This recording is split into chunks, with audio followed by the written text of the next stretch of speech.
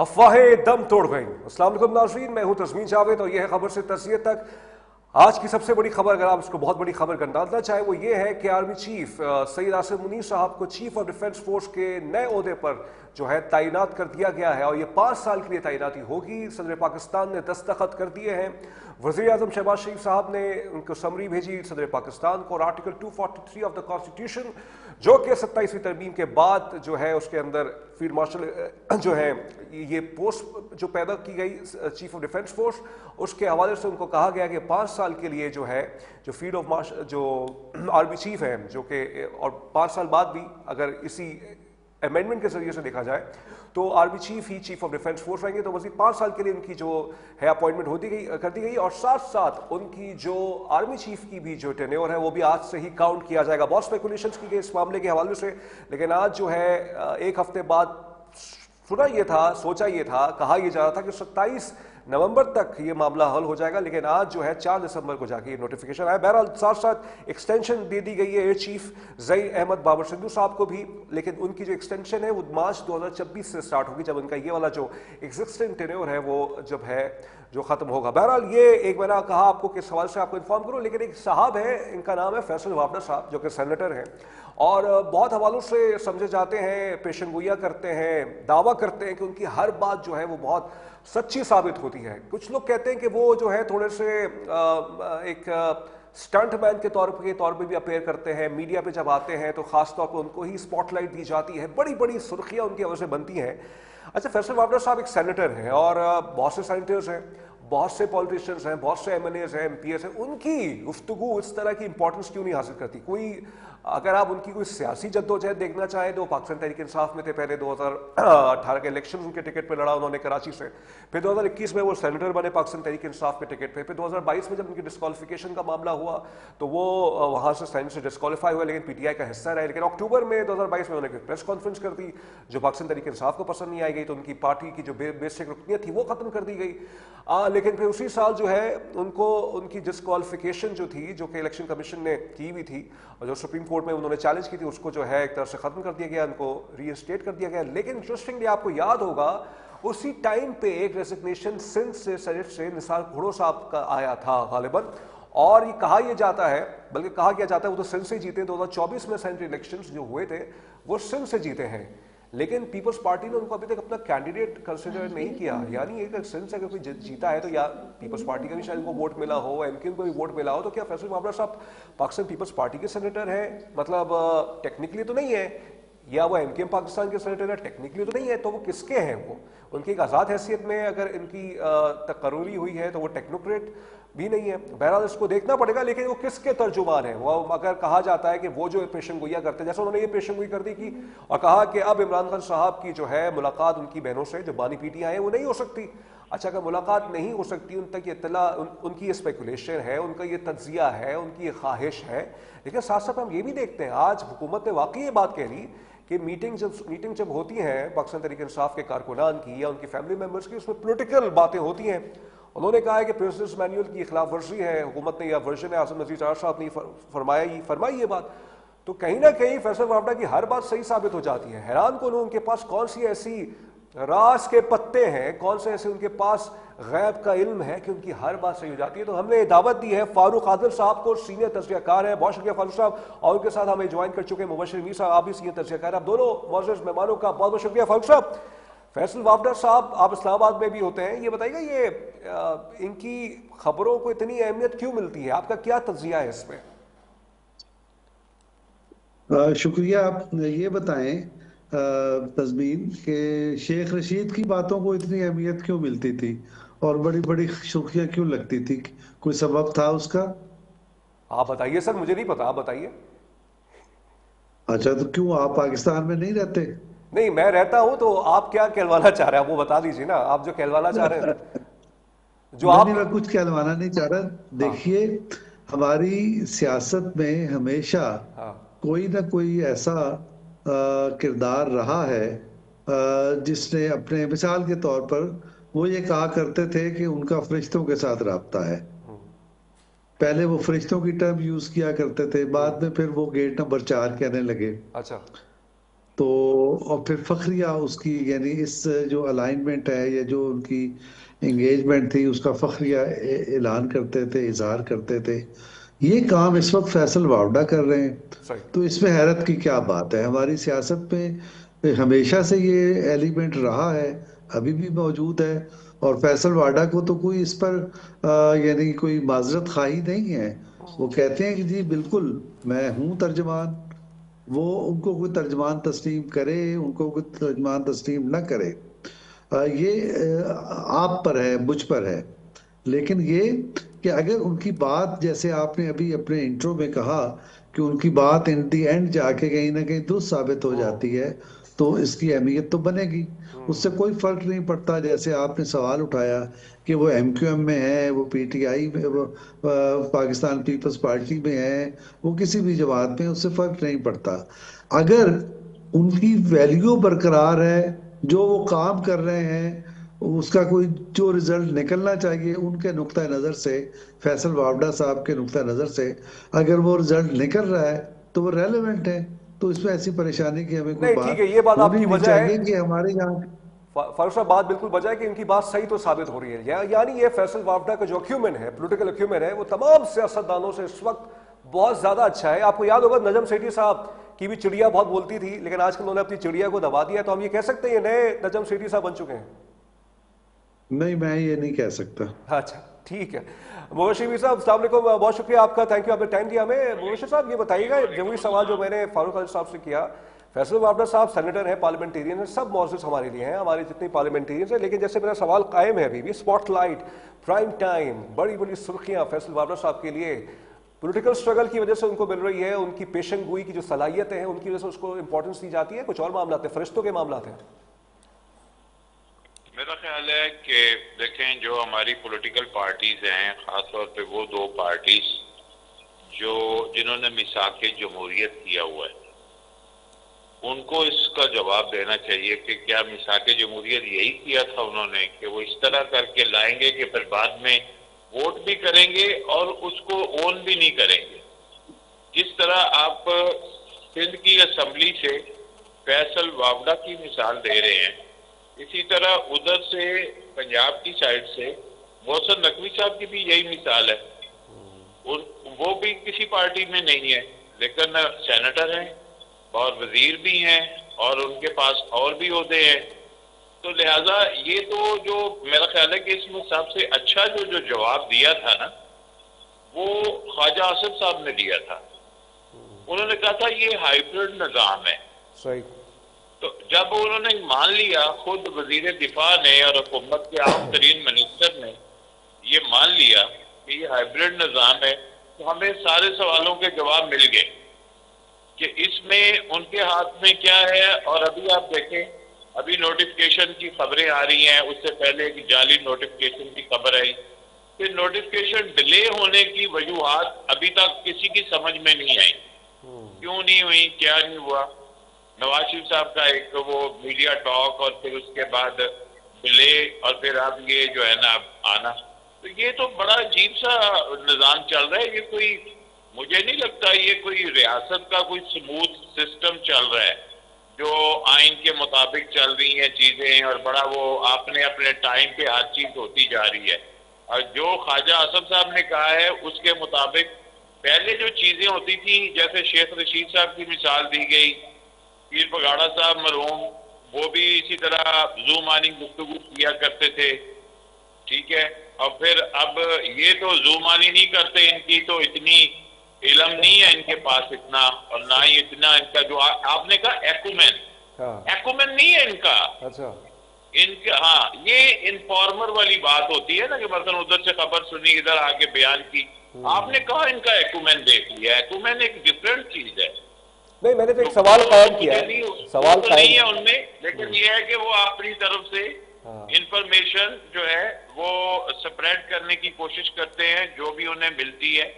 اور ظاہر ہے کہ پاور کوریڈور. نہیں تو مبشر صاحب، ہم جیسے صحافیوں کو تو پہ کام چھوڑ دینا چاہیے، کیونکہ ان کی تو ہر خبر صحیح ثابت ہو جاتی ہے پھر. اور جیسے آج جو ہوا، journalism is a different thing.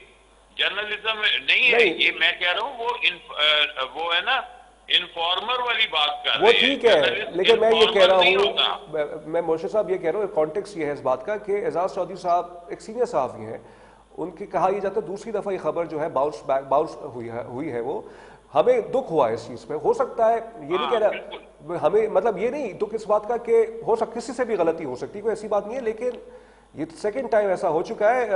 فاروق صاحب اس کی کیا وجہ ہو سکتی ہے کہ ایک صحافی کی خبر جب باؤنس ہو جاتی ہے اور پھر حکومت کو بھی ایک موقع مل جاتا ہے مزید اس نیریٹو کو اسٹرینتھن کرنے کا کہ دیکھیے فیک نیوز پھیلایا جاتا ہے، اسپریڈ کیا جاتا ہے، تو لہٰذا جو ہے صحافیوں کو بھی، ابھی محسن نقوی صاحب بھی پرسوں لیکچر دیا تھا صحافت کیا ہونی چاہیے پرسوں، تو یہ پھر ہم جیسے اگر ہم کوئی یہی غلطیاں کرتے رہیں گے تو حکومت کو مزید موقع ملتے رہیں گے. پھر میرا خیال ہے کہ جی فاروق صاحب سے سوال ہے، میں آتا ہوں فاروق صاحب سے سوال ہے، میں آتا ہوں آپ کی طرف. جی فاروق صاحب،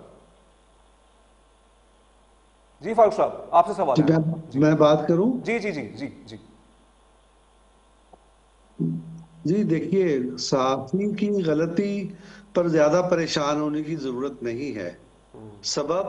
سبب اس کا یہ ہے کہ ہمارے یہاں ایڈیٹر کا جو انسٹیٹیوشن تھا وہ کمزور کیا ختم ہو گیا ہے، اور اس وجہ سے جو رپورٹر ہے اس کی ذمہ داری میں مزید اضافہ ہو گیا ہے.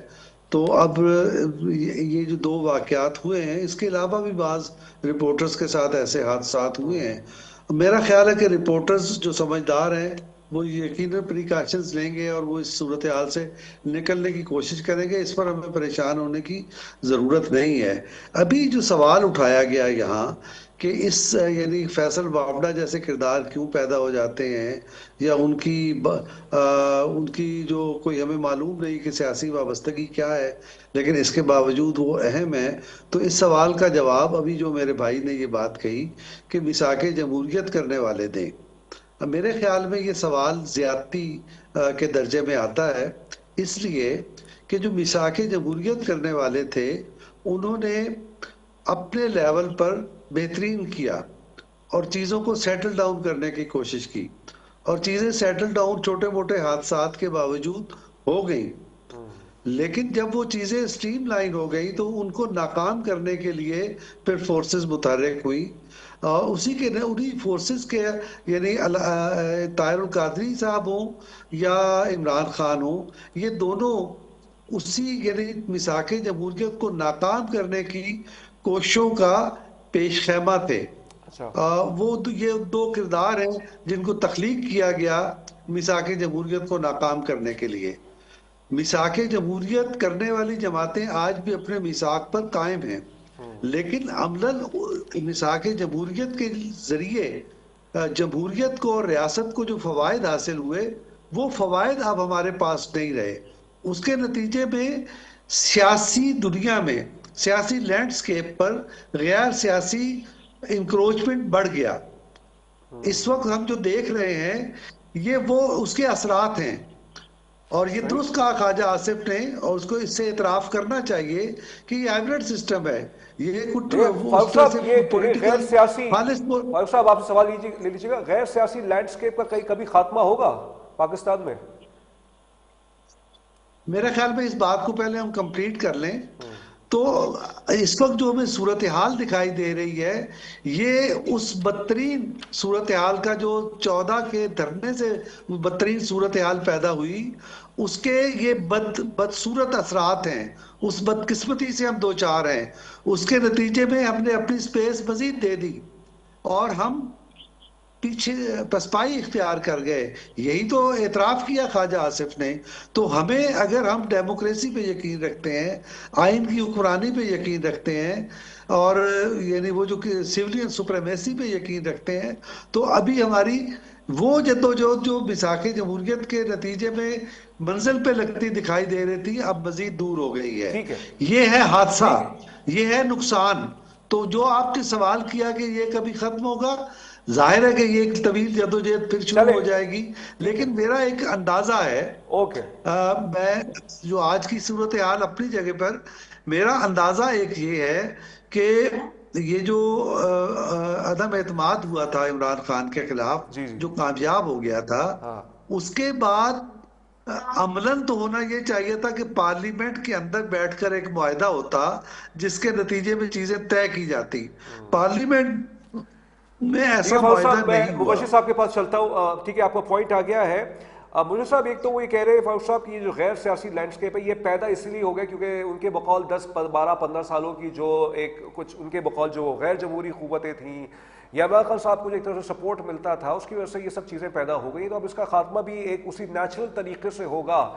اچھا، آپ کیا اس سے سوال یہ کہ آپ اتفاق کرتے ہیں؟ دوسرا یہ اگر یہ ہو گیا ہے اور ہائیبرڈ رجیم ہی اس وقت ہے جو کہ خواجہ آصف صاحب کہہ رہے ہیں، تو اس کو اس غیر سیاسی لینڈسکیپ کو جو کہ بہت اچھی اصطلاح فاروق صاحب نے انٹروڈیوس کی ہے، اس کو آئینی کور مل جائے، آئین کے اندر بات یہ درج ہو جائے، ہر مسئلہ حل ہو جائے گا.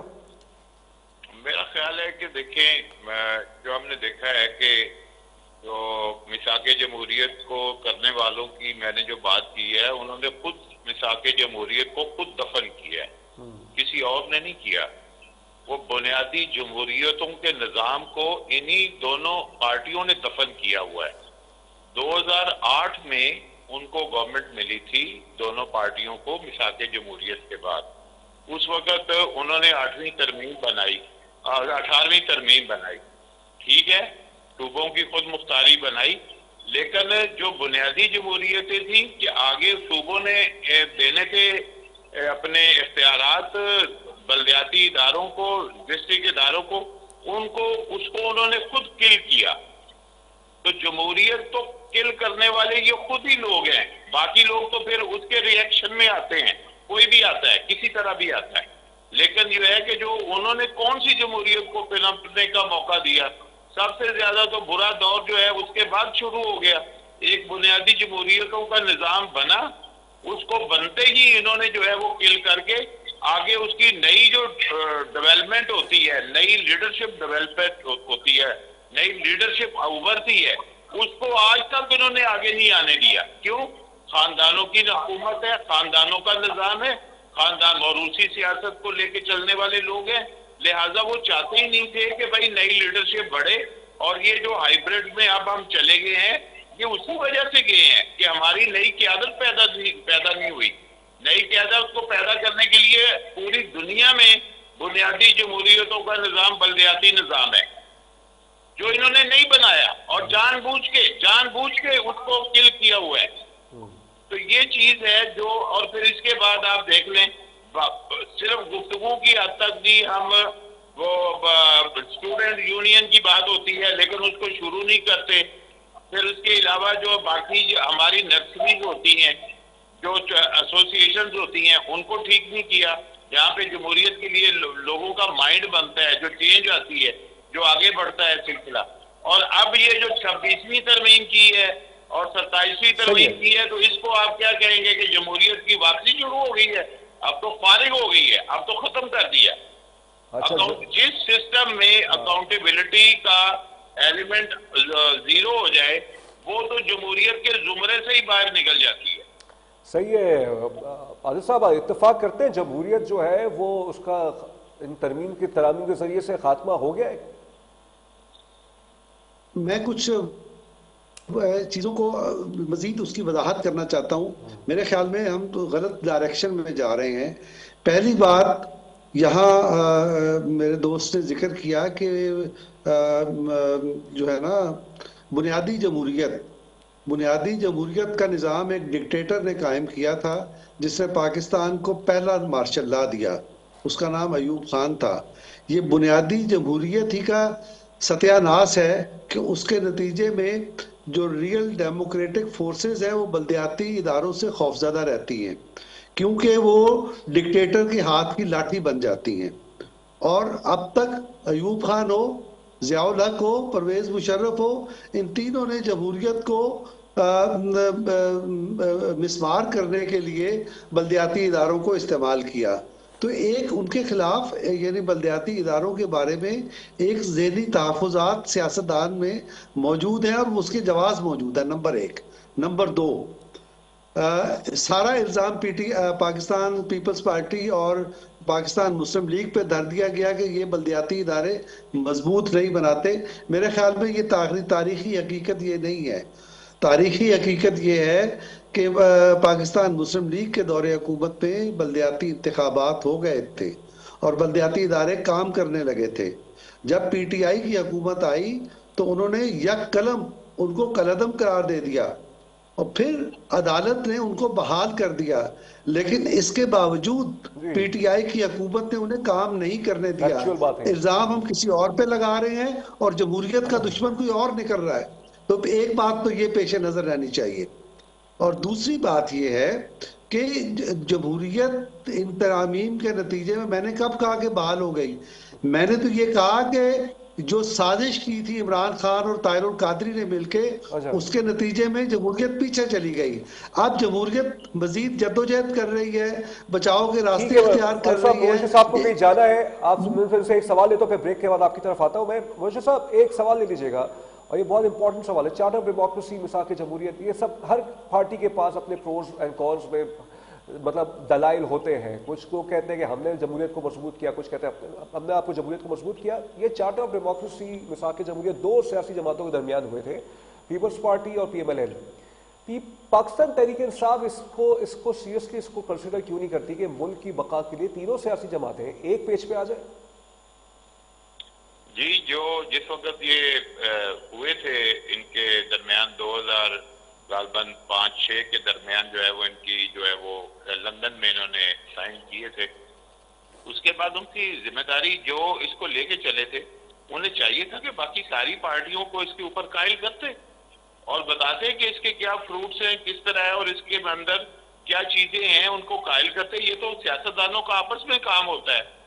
تو سیاستدانوں نے تو ایک عجیب طرح کا بھی وہ کام کیا تھا کہ ایک پارٹی نے وہ الیکشن کا خود کہا، اس سارے متحدہ جو اپوزیشن تھی کہ ہم بائیکاٹ کر رہے ہیں، دوسروں سے بائیکاٹ کرا کے خود الیکشن لڑنا شروع کر دیا.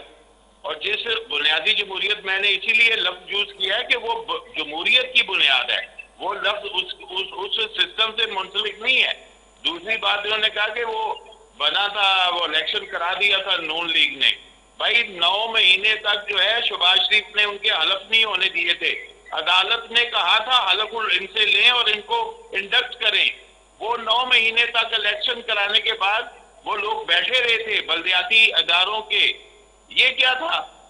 یہ بھی آپ کو یاد رکھنا چاہیے. لیکن بات یہ ہے، سمپل بات یہ ہے کہ آپ کو جمہوریت جب اگر لانی ہے، جمہوریت بحال کرنی ہے، تو جو تینوں ٹیئر ہیں ان پہ کام کرنا پڑے گا. جو بلدیاتی نظام، صوبائی نظام اور مرکزی نظام، وفاق کا نظام، اگر دو ہوں گے، تیسرا نہیں، کوئی بھی تیسرا نہیں ہوگا، تو پاکستان میں جمہوریت کا پہیہ جو ہے وہ صحیح نہیں چلے گا، آگے نہیں بڑھے گا، نئی قیادت نہیں ابھرے گی. کبھی بھی یہ نہیں ہو سکتا. جو تحفظات ہیں وہ صرف ایک ہی تحفظات ہے کہ اس سے نئی قیادت جنم لیتی ہے. موجود صاحب بہت آپ کا بہت شکریہ، تھینک یو آپ مختصر وقت کے لیے. ناظرین اس نقطے پر بریک لیتے ہیں. اس نقطے پہ میں یہ بریک، اس پوائنٹ پہ میں یہ کہنا چاہوں گا کہ جب بھی کوئی پولیٹیکل ڈیبیٹ ہوتی ہے نا، تو بہت ساری چیزیں ہمیں ریکال کرنی پڑتی ہیں. مطلب اتنا مکسڈ ہے، اتنا فلو آف انفارمیشن ہے، 10 سال 5 سال، اور ہر چیز جو ہے دائرے میں گھومتی رہتی ہے. اور ایک جب ہر چیز دائرے میں گھومتی رہتی ہے تو کون سا پوائنٹ کب آ جائے، کیا آ جائے. تو it's a very challenging job کہ ہم اس طرح کی جو جب ڈیبیٹس ہوتی ہے کیا ریکال کریں، کس طرح سے کریں. لیکن ایک پوائنٹ پہ سب متفق ہیں کہ جمہوریت کو مضبوط ہونا چاہیے. اللہ کرے جمہوریت صحیح معنوں میں مضبوط ہو. اب وہ کب آئے گا وہ وقت ڈسکس کریں گے بریک کے بعد.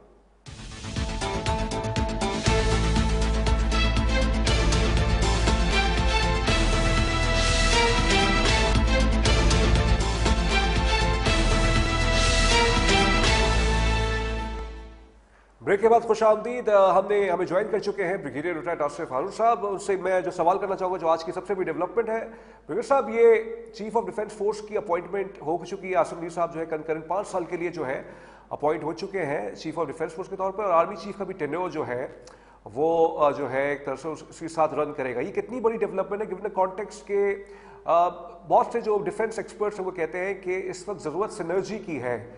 اب سوال یہاں پہ یہ پیدا ہوتا ہے، یہ سینرجی کیسے ڈفرینشیٹ کریں گے جب chairman joint chief of staff committee کے اندر بھی یہ بات کی جاتی تھی کہ ہم یہ سینرجی کے لیے ادارہ بنایا گیا ہے، اس کے اندر بھی یہ بات کی جاتی ہے سینرجی کے لیے بنایا گیا ہے. وہ باریک لائن کیا ہے جو پہلے نہیں تھی، جو اب مزید زیادہ گہری ہو جائے گی؟ جی، وہ اس طریقے سے ہے کہ اگر آپ پاکستان کی ملٹری ہسٹری کو اگر آپ دیکھیں تو 65 وار میں بھی اور 71 وار میں بھی ہمارے پاس ہائر ڈائریکشن آف وار نہیں تھا. یعنی ہمارے پاس ایک جو ہے کوآرڈینیٹنگ اتھارٹی بٹوین دا 3 سروسز نہیں تھی, اور اس کی وجہ سے پھر جو ہے ہم نے یہ جے ہیڈ کوارٹر بنایا اور وہاں بھی پھر ایک 4 اسٹار جنرل کو یہ لگایا. لیکن جہاں تک پاور شیئرنگ کا یہ تعلق تھا, اس جو پاور جو تھی وہ real power with the service chief ہی تھی تینوں کی, اور یہ ایک قسم کی ایک سیریمونیل اپوائنٹمنٹ ہی تھی.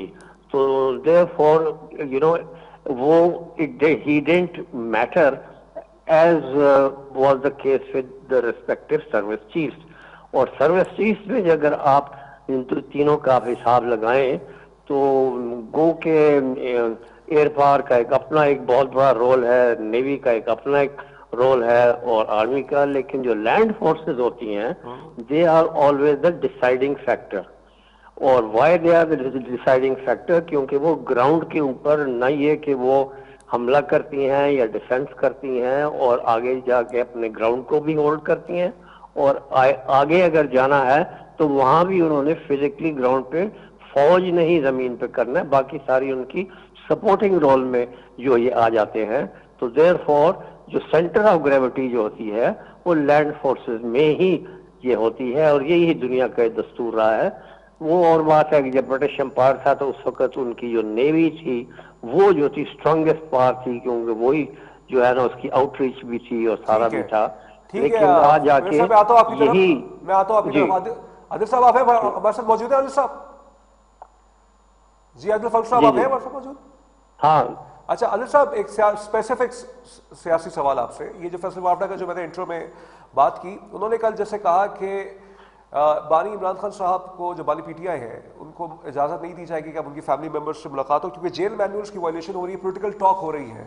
پولیٹیکل ٹاکس تو پہلے بھی ہوئی ہوں گی نا, جب نواز شریف صاحب قید میں ہوں گے, ہم ازیوم کرتے ہیں کہ جب سیاسی لوگ جاتے ہوں گے ان سے ملاقات کرنے کے لیے, تو یہ آپ یہ گورنمنٹ کا یہ جو بیانیہ ہے کہ آپ اس کو قبول کرتے ہیں کہ صرف اسی بیسس پہ ان کو جو ہے ملنے نہیں دیا جائے گا کیونکہ وہاں پہ سیاسی گفتگو ہوتی ہے؟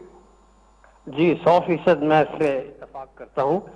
اس کی وجہ یہ ہے کہ آپ نے گراؤنڈ ریالٹیز کو دیکھنا ہے کہ آپ نے نواز شریف کا اگر اگزامپل دیا تو نواز شریف کے ساتھ جو ملاقات تھی تو اس کے بعد وہ شر نہیں پھیلتا تھا, وہ اس کے بعد پولیٹیکل انریسٹ میں جو ہے نا وہ اضافہ نہیں ہوتا تھا یا بدامنی نہیں پیدا ہوتی تھی, کیوس اینڈ کنفیوژن انارکی نہیں ہوتی تھی.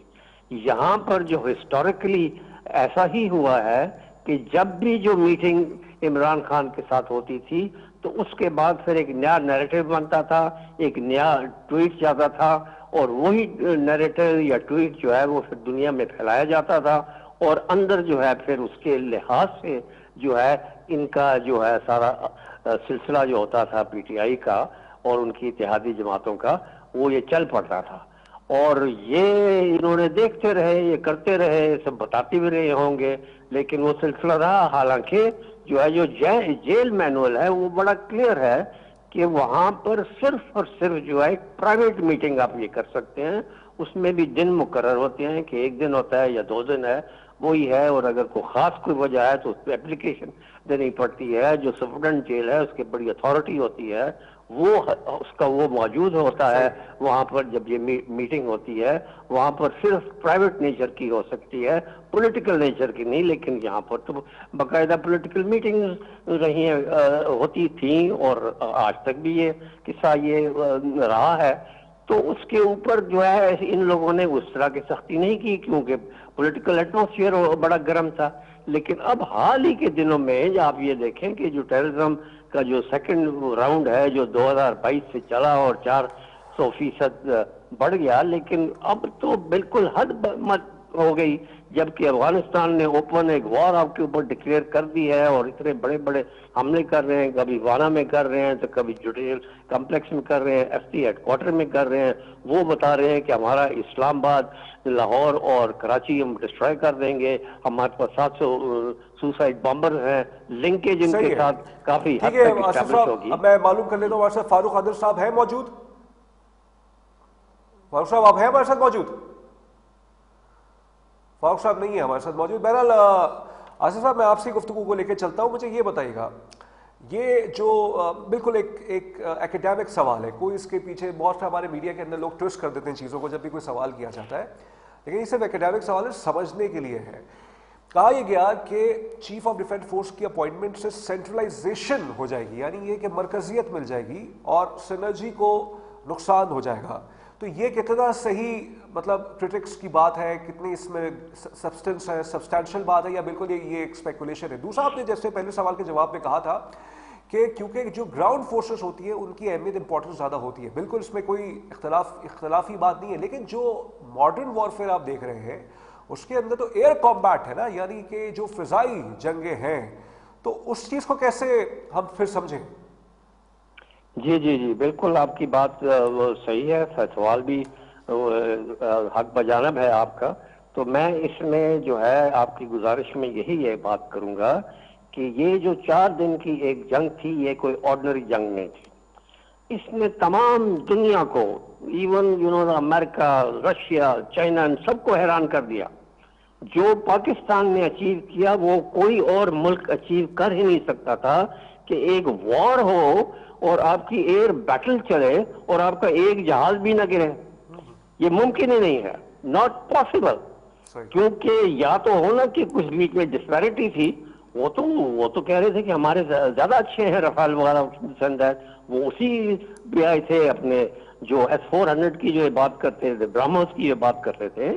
تو وہ یہ کیوں ہوا, کیسے ہوا؟ That is the point which is everyone is wonderstruck and thinking کہ بھائی یہ کیسے ہو گئی, یہ خامخائی ہو گئی, یہ کس نے کیا؟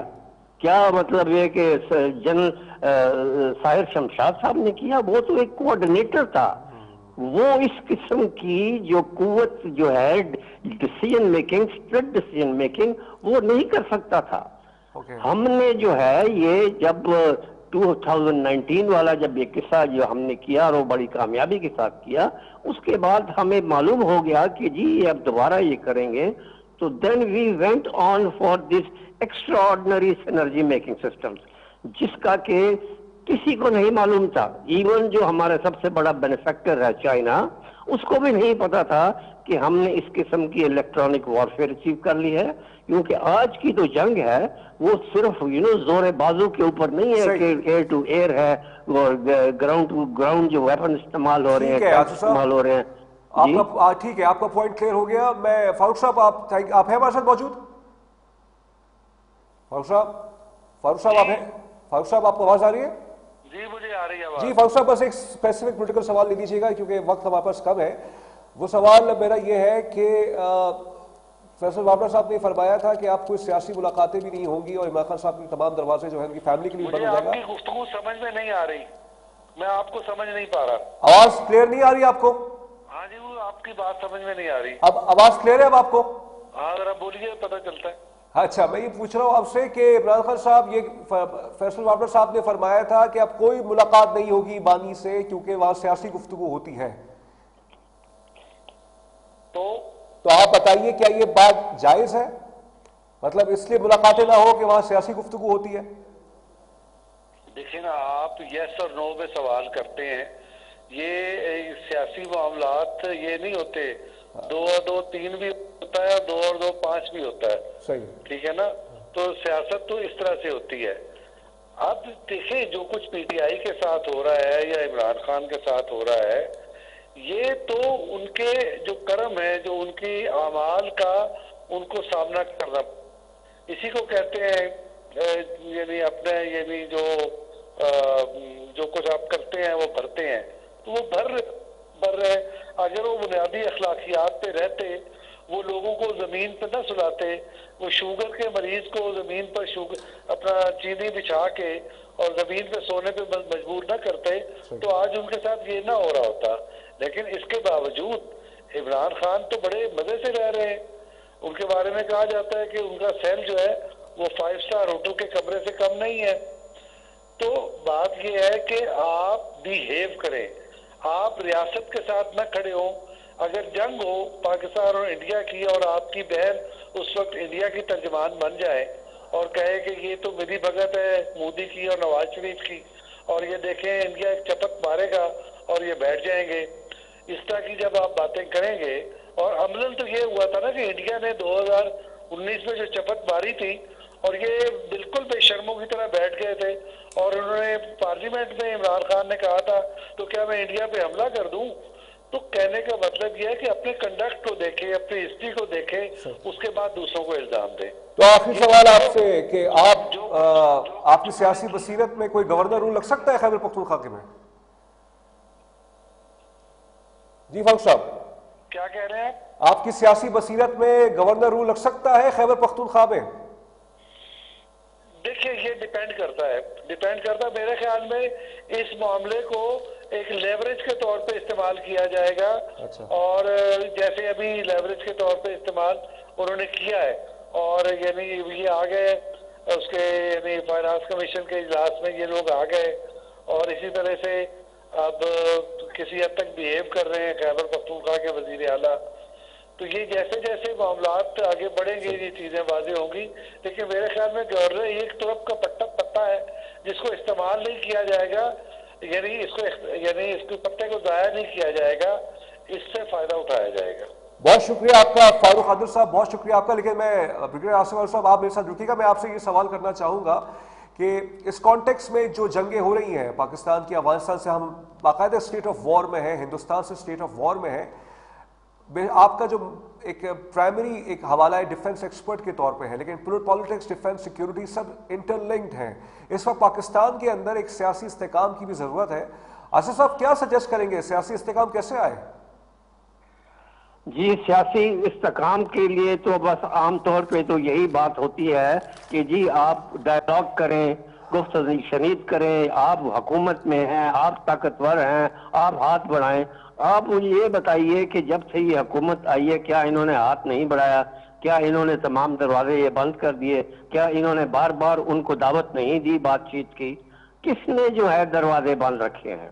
جس طرح کہ آج افغانستان بالکل ہٹ درمی پہ کھڑا ہوا ہے اور کسی کی بات نہیں سن رہا, اپنے دوستوں کی بھی یا اپنے ہمسایوں کی یا کسی اور کی بھی. اسی طریقے سے پی ٹی آئی کا بھی یہی رویہ رہا ہے, اور اس نے سنگل ٹریک سسٹم رکھا ہے کہ ہم نے اگر بات کرنی ہے تو صرف ملٹری اسٹیبلشمنٹ کرنی ہے, اور اس ملٹری اسٹیبلشمنٹ سے کرنی ہے جس کو یہ سب سے زیادہ گالیاں دیتے ہیں اور اس کو یہ بدنام کرتے ہیں. تو ان کے جو طور طریقے ہیں اس میں تو وہ کمپرومائز جو ہے تھرو نارمل پروسیس تو مجھے نظر نہیں آ رہا.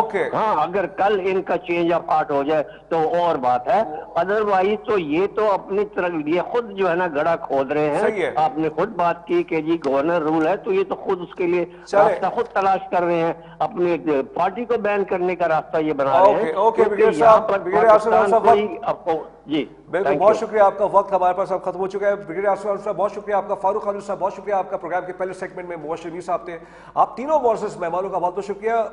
بہت ہی باریک بات کی ہے فاروق عادل صاحب نے. اس کو سمجھیے گا کہ سیاست میں 2 اور 2 4 نہیں ہوتے, 2 اور 2 5 بھی ہو سکتے ہیں.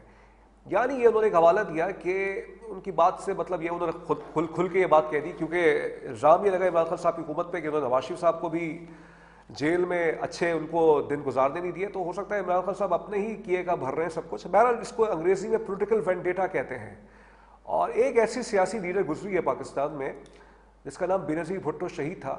وہ پولیٹیکل وینڈیٹس پہ یقین نہیں رکھتی تھیں وہ, اور ان کا مجھے آج بھی ان کا ایک بیان کی کتاب میں کہیں لکھا ہوا ہے کہ جب ضیاء الحق صاحب کا ایئر کریش ہوا تھا تو بہت سے پیپلز پارٹی کے اندر لوگوں نے خوشیاں منائی تھیں, لیکن بینظیر بھٹو صاحبہ نے یہ فرمایا تھا کہ ہماری جنگ جو تھی وہ زندہ ضیاء الحق سے تھی, اب اس کا انتقال ہو چکا ہے. ہماری سیاست ایسی نہیں ہونی چاہیے. اللہ کرے یہ ویژن تمام سیاسی جماعتوں میں آئے گا کہ کسی نے میرے ساتھ غلط کیا. 2 wrongs cannot make 1 right. میں یہاں کوئی لیکچر نہیں دے رہا ہوں آپ کو, مجھے پتہ ہے یہاں ایسا ہوگا نہیں ویسے, لیکن 2 wrongs cannot make 1 right. اگر غلطیاں ہوئی ہیں کسی ایک سے تو آپ وہ غلطیاں نہ کریں. بہرحال وہ پاکستان پیپلز پارٹی کی جو رہنما تھی بینظیر بھٹو شہید تھی, لیکن ابھی کی جو پیپلز پارٹی ہے وہ کیا بینظیر بھٹو کے ویژن پر ہے یا نہیں ہے؟ میں نے آپ سے وعدہ کیا تھا کہ کراچی کے ایشوز کو میں ہمیشہ اپنے پروگرام میں ہائی لائٹ کرتا رہوں گا. وہ بچہ جو ہے میرے ذہن سے نہیں جا رہا, اور یہ ٹریجڈی ہے. ہماری صحافت میں ایک مسئلہ یہ ہو جاتا ہے کہ ہم فالو اپ نہیں لیتے کسی سٹوری کا. کل ایک خبر آئی آپ اس کو حوصلہ افزا خبر کہہ سکتے ہیں تو کہہ دیجئے. آن دا فیس آف اٹ میں آج مرتضیٰ وہاب پہ تنقید نہیں کروں گا کیونکہ انہوں نے کل جا کے اس بچے کی فیملی سے، ابراہیم کی فیملی سے جا کے معافی مانگی، اس کے والد سے معافی مانگی ہے اور اس کے دادا سے معافی مانگی ہے. کیا یہ پولیٹیکل جسچر تھا؟ کیا یہ آؤٹ آف ہز ہارٹ تھا؟ ان کا ہارٹ میلٹ ہوا؟ یہ اللہ جانتا ہے. لیکن مجھے ایک پیر کی پریس کانفرنس بھی یاد ہے، کالا چشمہ لگا کے میں مرتضیٰ وہاب صاحب نے فرمایا تھا ابھی تو ہم دیکھ لیں گے، سیاست ہو رہی ہے اس پہ. اب اگر ان کو معافی مانگنی تھی تو پیر کا روش بہت بہتر تھا. لیکن بہرحال انہوں نے کل کا انتخاب کیا. لیکن جو سندھ حکومت کی مبینہ طور پہ نااہلیہ ہے یا جو ان پہ الزام لگتا ہے، یا جیسے مثال کے طور پہ اس ٹریجڈی کے بعد رپورٹ آئی نا کل کی کہ بی آر ٹی کے اوپر کے ایم سی نے نام ڈال دیا کہ یہ بی آر ٹی پروجیکٹ کی وجہ سے یہ سب کچھ ہوا ہے، اور اس ڈپارٹمنٹل اسٹور کا بھی نام ڈال دیا. آئیے اس کو ٹیکنیکلی اینالائز کرتے ہیں اس چیز کو.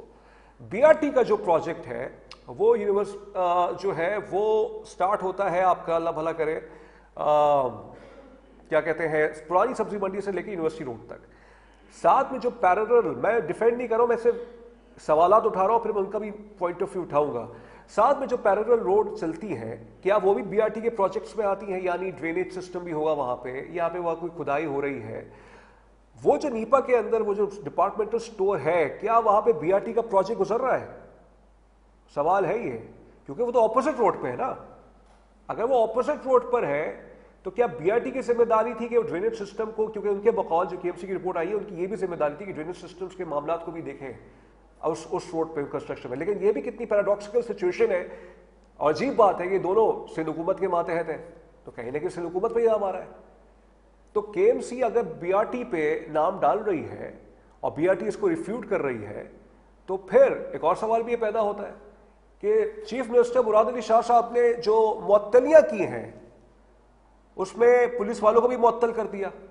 پولیس والے کا کنسٹرکشن آف روڈز بلدیات سے کیا لینا دینا ہے؟ مجھے سمجھ سے باہر. اگر کسی کے پاس کوئی لاجیکل ایکسپلینیشن ہے، ہو سکتا ہے میں غلط ہوں، ہو سکتا ہے کوئی اس نظام میں پولیس کا بھی کوئی کردار ہو، تو ان کی کیوں معطلیاں ہوئی؟ دوسرا، کچھ چیف جو انجینئرز تھے اس ٹاؤن کے، گلشن اقبال کے، ان کو بھی معطل کیا گیا ہے. تو یعنی یہ ہوا کہ وہ کہیں نہ کہیں ماتحت تھے بلدیاتی اداروں کے، کے ایم سی کے یا وزیر بلدیات کے، ہمیں نہیں معلوم. اتنی کنفیوژن ہے. کوئی بی آر ٹی پہ نام ڈال رہا ہے، بی آر ٹی پہ اگر نام ڈال رہا ہے تو وہ اپوزٹ روڈ پہ ہے، جو چیئرز ویلیو ہے، ڈپارٹمنٹل اسٹور جو ہے وہ اپوزٹ پہ ہے، تو کیا وہاں پہ بی آر ٹی کی ایکسٹینشن جا رہی ہے؟ تو وہ چیز مجھے ابھی تک نہیں سمجھ میں آ رہی ہے. اینڈ سیکنڈ، آج کی ڈیولپمنٹ ایک اور بھی اس کیس کے حوالے سے تمام تر ہمدردی ان کے والدین کے لیے. دل ابھی بہت زخمی ہے، اس بچے کے ذہن سے نہیں جا رہا. یہ ایک ریکویسٹ کی گئی، ایک application district and sessions court میں ڈالی گئی کہ ایف آئی آر لانچ کی جائے میئر مرتضیٰ وہاب صاحب کے خلاف، اس ٹاؤن کے جو میئر ہیں، جو چیئرمین ہیں ان کے خلاف، اور ایک دو لوگوں کے خلاف.